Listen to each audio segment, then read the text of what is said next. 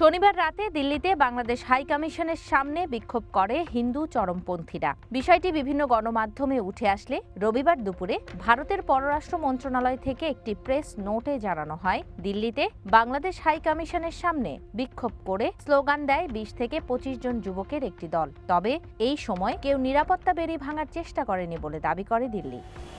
নয়াদিল্লির প্রেস নোটকে প্রত্যাখ্যান করেছে ঢাকা।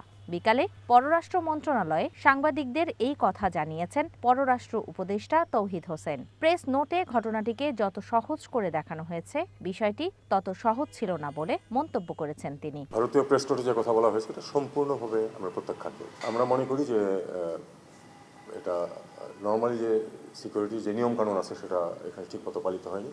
পররাষ্ট্র উপদেষ্টা বলেন, নয়াদিল্লির কূটনৈতিক এলাকার অনেক ভেতরে বাংলাদেশ হাই কমিশনের অবস্থান।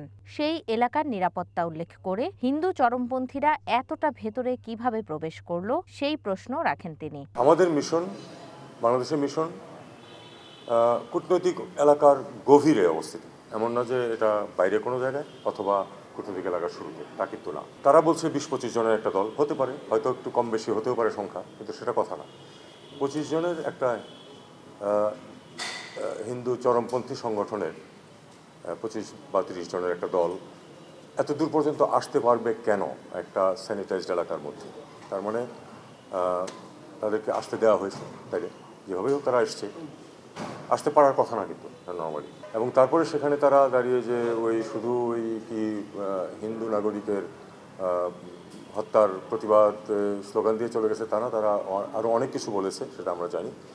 এবং আমাদের পত্রপত্রিকায় যে রিপোর্টটা আসছে সেটাকে যে তারা বলছে যে মিসলিডিং, এটাও সত্য না।